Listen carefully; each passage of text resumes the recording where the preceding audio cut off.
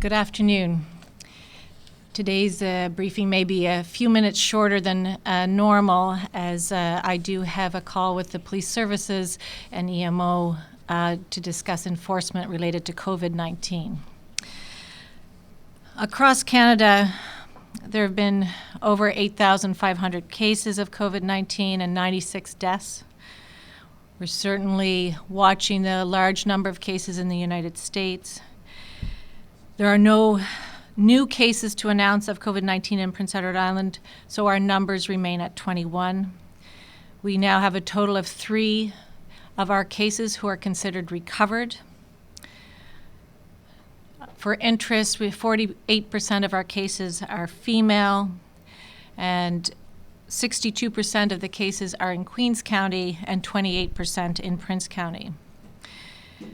We've performed 870 tests to date, and 665 have come back negative. All of our cases, as we've discussed previously, are out-of-country travel related. And again, for interest, the most common symptoms of the cases here in Prince Edward Island, and similar to symptoms of the cases across the country, presenting symptoms are cough, chills, and headache. Although we don't have any new cases to announce, this is not a time to slow down or become complacent.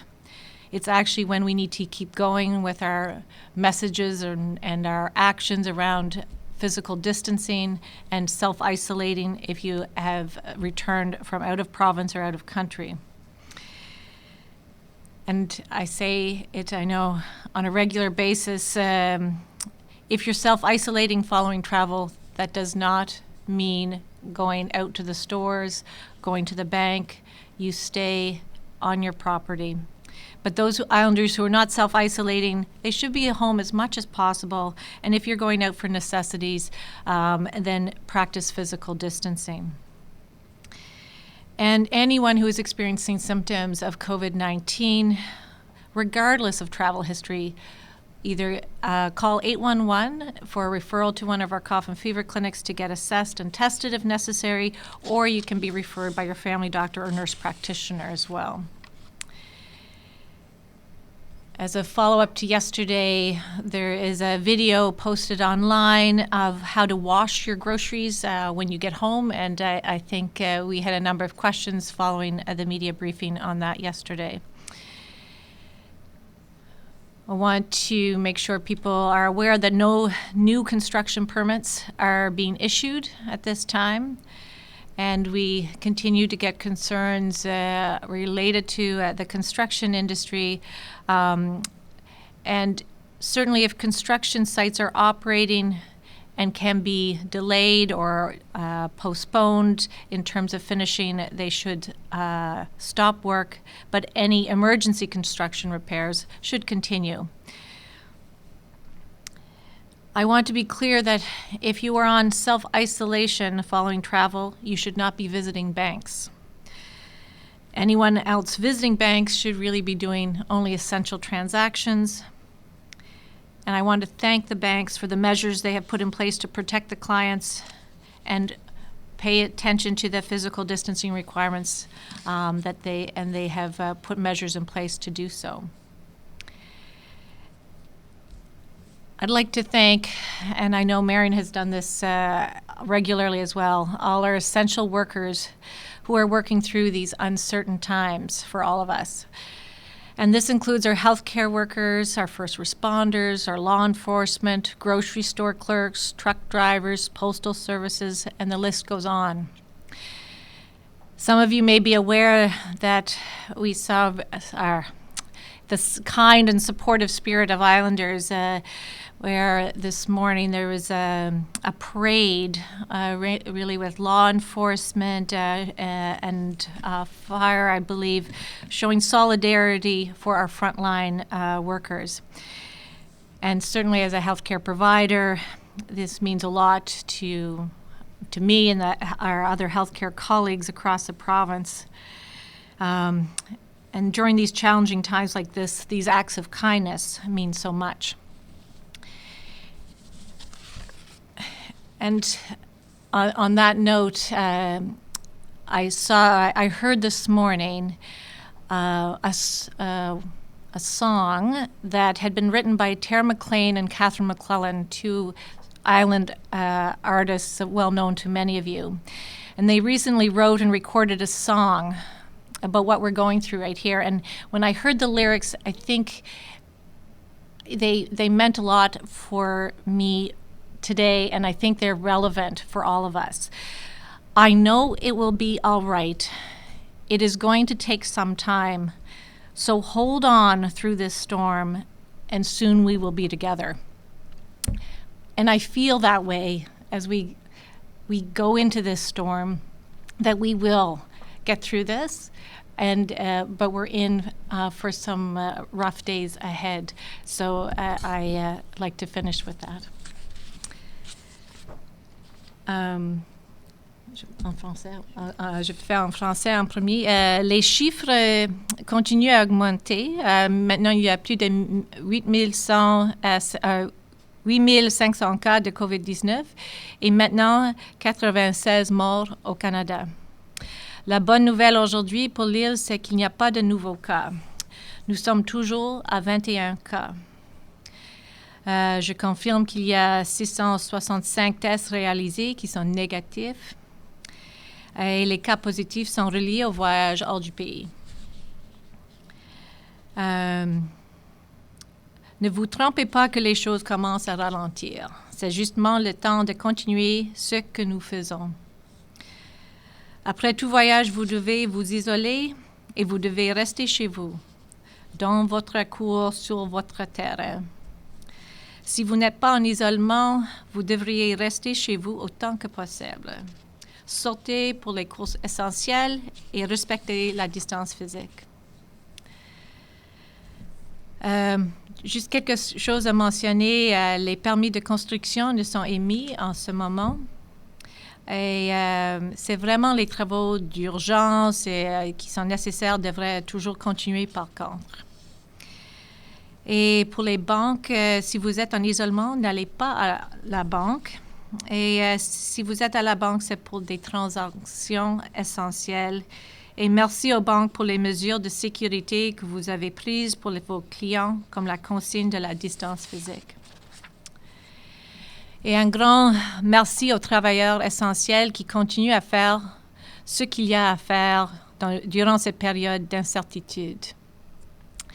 C'est vous autres, les travailleurs de santé, les premiers intervenants, les représentants de la loi, le personnel au supermarché, les camionneurs, les services de courrier et beaucoup d'autres que je n'ai pas nommés. La sécurité de ces gens est en partie notre responsabilité. Continuons à faire notre part et restons chez nous. C'est la meilleure façon de les reconnaître. Merci. Thank you, Dr. Morrison. Health PEI continues in our joint response with the Chief Public Health Office with our increased testing and screening of individuals, and as well as our preparedness for an expected increase in cases of COVID-19 and hospitalizations. The staff at our Prince County Hospital, Queen Elizabeth Hospital, and all facilities are working to move patients to locations where they can be cared for appropriately and safely. This is creating space for patients who may need hospital care at the QEH and PCH for the surge in patients that we are expecting. In our initial plan around this is to have patients who require hospitalization with COVID-19 being admitted to the QEH, and further bed management plans are developed and will be implemented if necessary. Another piece of our response in this shifting of our services is around psychiatric care. And today, Health PEI has opened a psychiatric urgent care clinic located at Hillsborough Hospital. This clinic will see patients who need urgent psychiatric care but do not require the medical care of an emergency department. Patients will be redirected to this urgent care clinic. And we're starting with this service in Charlottetown as an important step in both helping maintain capacity for our emergency departments while also providing care and keeping some of our most vulnerable patients safe. As Dr. Morrison has said, everything we do now as a province to social distance, self-isolate when needed, and follow the public health office's advice closely will help ensure our island health services are able to continue to provide the quality care that islanders need. Personal protective equipment is in low supply globally. Countries that have been hurt in this pandemic harder than us are ordering as much as they can, and we're competing to get the supplies we need. Our logistics team has done an excellent job of sourcing personal protective equipment, and so far we have been able to maintain the supplies for our immediate need. However, we do have a need to continue to conserve our personal protective equipment as a province and as a health system. We need these supplies for when we see COVID-19 patients in hospital, and this is when the demand will increase significantly. Everyone in our system has a responsibility to each other and their patients to conserve personal protective equipment so it's available when it's needed to protect our staff and patients. The cough and fever clinics are continuing running with drive-through testing now available in Charlottetown and Summerside. Appointments to the cough and fever clinics are through referral from your family doctor or nurse practitioner or through 811. When arriving at the clinics, we do ask that you remain in your vehicle until you're notified otherwise by staff to enter the clinic, and this is to ensure our infection control measures are followed. Patients who need a test for COVID-19 should continue to call 811. We know we had a bit of a longer than anticipated wait time yesterday with some increased numbers, and we are adding resources to help with this so patients will be seen and offered an appointment as soon as possible. I want to thank the staff who are really frontline in our response to these individuals who are worried they have symptoms for COVID-19 and are working diligently to make those appointments available, expand our service capability to have them seen in our assessment clinics, and provide those assessment and testing for islanders. Thank you.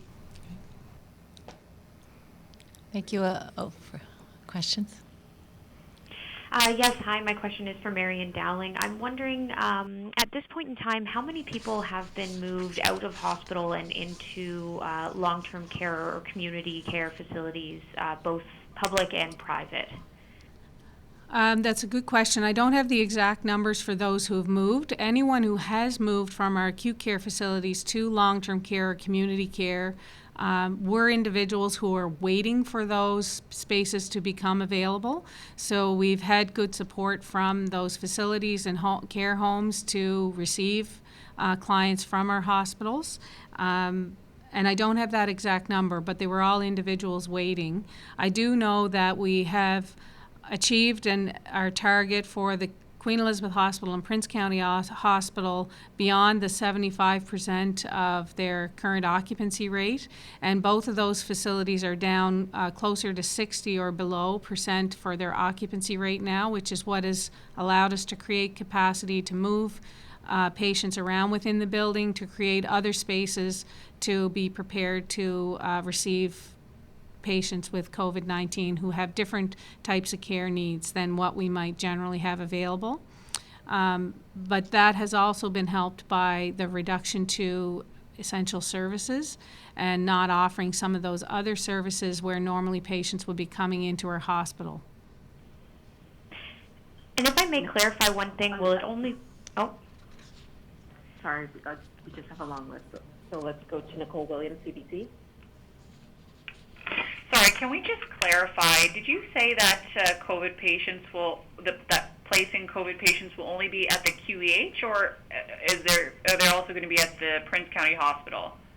Initially, we are focused on just one facility receiving them and have space at the Queen Elizabeth Hospital. If the demand increases, we will be spreading that to another facility, which will be Prince County Hospital. Right now, we don't have any confirmed cases in hospital, but that's our bed management plan and part of our preparation. So, yes, I was sharing that today, that initially, patients who require hospitalization for COVID-19 care and treatment will be starting at the Queen Elizabeth Hospital.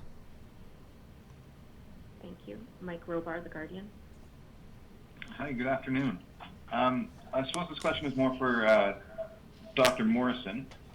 With the upcoming Easter holiday coming, it's traditionally a time when families are getting together.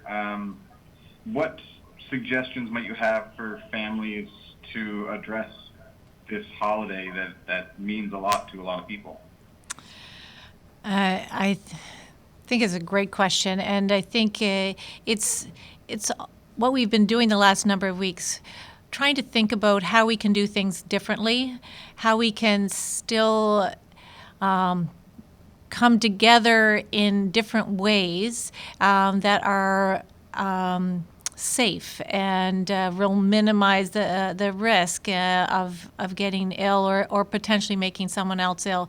So, and I think it may be even useful from your question to put up a few or bring them here tomorrow, some particular tips, I guess, if you will. But it's not to have a big Easter dinner. That is not what we should be doing.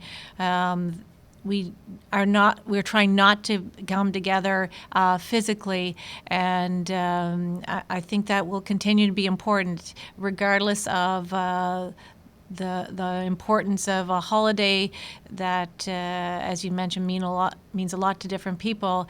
But this year, this is a pandemic, and we are all having to think differently and act differently in order to protect all of us. And so that will be the basic principle and messaging around Easter, which really is the same for today.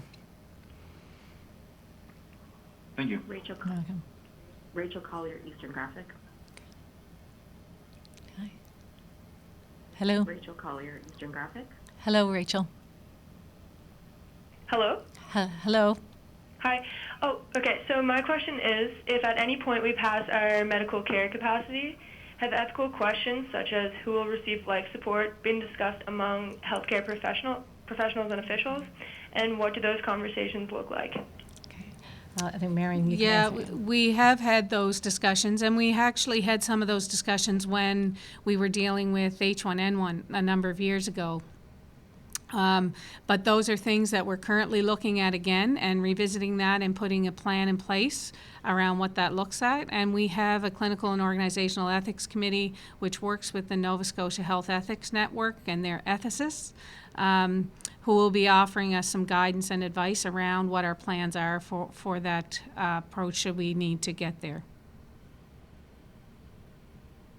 Okay, thanks. Welcome. Carrie Wynn McLeod, Ocean 100. Hi, Carrie Wynn. Hi, Dr. Morrison.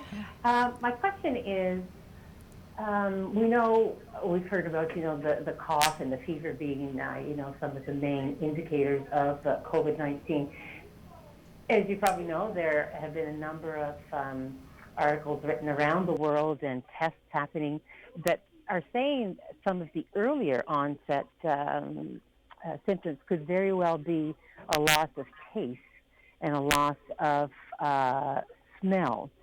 Can you comment on that? And has any of the patients here that have been diagnosed with COVID-19 expressed anything like that, or have they even been asked? Yes, so all the symptoms are important, and we're keeping track of what patients or cases are telling us about their symptoms. So the loss of taste and smell is still a minority, or a small percentage of symptoms, but certainly less than 10%. But it has been noted in I believe at least one of our cases here, so it's, and which we've thought was interesting because it does, as you mentioned, we see that in the literature, and we actually heard that from at least one of our cases, and but certainly not the primary symptoms usually. What's interesting, fever isn't as predominant a symptom in our cases in Canada or here in PEI to date. More chills and cough, and that would be also what they're seeing so far in the cases in the country too. Thank you. Kevin Bissett, Canadian Press. Good afternoon, Dr. Morrison. Some prisoners here in the Atlantic region today are expressing concerns that there isn't sufficient social distancing in prisons and in provincial jails, and they're worried about the COVID-19. I'm just wondering if you've had a chance to look at whatever situation is at Sleepy Hollow as far as social distancing and what would happen if there were a positive case there. So I think that's a very good question. I think I haven't been out to visit the facility there, but my understanding is that they've already put some measures in place in terms of even looking at who is in the jail and who needs to be in the jail, and but I think it's a very good question, and I'll certainly be doing some more follow up in that area as well. Thank you. Julien Lecacheur, Radio-Canada. Docteur Morrison, depuis le début du confinement, vous demandez aux insulaires de trouver tout un tas d'activités pour s'occuper et justement maintenant il y a beaucoup d'initiatives sur les réseaux sociaux. On voit des trivia, on voit des cours de gym, on voit aussi des lectures qui sont faites aux enfants. Quel est votre avis? Qu'est-ce que vous pensez de toutes ces initiatives qui sont faites par les insulaires sur les réseaux sociaux pour garder les insulaires actifs à la maison? Oh, je suis tellement content que c'est exactement qu'est-ce qu'on veut. On parle de faire des choses un peu d'une façon différente, de voir les personnes qui peuvent engager les autres, mais sans être au même lieu. Tout ensemble physiquement. Alors, je pense qu'ils sont beaucoup d'imagination, ils sont de bonnes idées, et puis c'est tellement important pour les enfants d'avoir des activités physiques ou des cours qu'ils peuvent faire les jeux ensemble. Mais les jeux ensemble, mais quand ils peuvent en faire de leur propre maison. Alors, c'est les choses comme ça que je pense vont faire une différence, même quand on n'est pas dans un pandémique. De rien. I was asked what I think about some of the things that we're seeing online with activities for children to do at home, and trivia and games and online. And I think those are great examples of how we are adapting and coming up with ideas and innovation and innovative ways to stay connected even if we're in our own homes. Laurent Rigaud, La Voix acadienne. Bonjour, Laurent. Bonjour, Dr Morrison. J'avais juste une question sur les 3 personnes qui sont considérées comme guéries. Je voulais savoir quel type de soins ou de médicaments elles ont reçus. Est-ce qu'elles ont reçu des médicaments particuliers? Qu'est-ce qu'elles ont pris pour aller mieux? Alors, le traitement pour les cas qui ne sont pas tellement sévères, il n'y en a pas vraiment des médicaments. Des fois, ils en prennent juste quelque chose pour la fièvre ou s'ils font un peu mal à la tête, mais il n'y a pas des médicaments pour guérir. Alors, c'est le temps et vraiment les choses supportives pour les cas qui sont pas sévères. Et c'est le cas pour les 3 personnes ici qui sont recouvertes. François-Pierre Dufault, Radio-Canada. Bonjour. Bonjour, Dr Morrison. Pourriez-vous prendre quelques secondes en français pour expliquer un peu ce qui est arrivé avec le transfert des patients en santé mentale à l'hôpital Queen Elizabeth aussi? Pourquoi c'est important de faire de la place pour d'éventuelles hospitalisations à Charlottetown et aussi peut-être à Somerset? OK. Je vais peut-être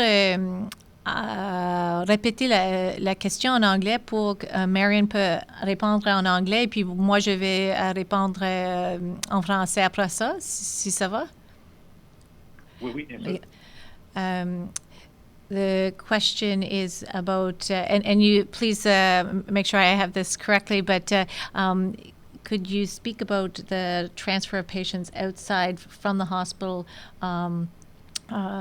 sort of from a mental health point of view, if they're being moved from one place to the other? I think est-ce que c'est qu'est-ce que vous voulez demander?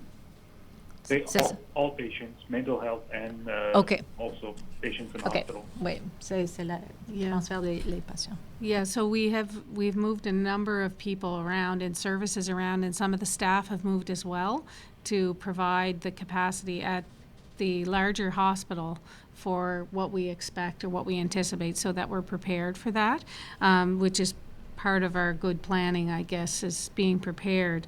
I'm not sure what exactly you'd like to know. The urgent care clinic for psychiatric patients is more of an outpatient type clinic for those individuals to try and make sure that they're not coming to our emergency department mixed with other patients who may begin coming with suspected or some positive COVID patients coming there.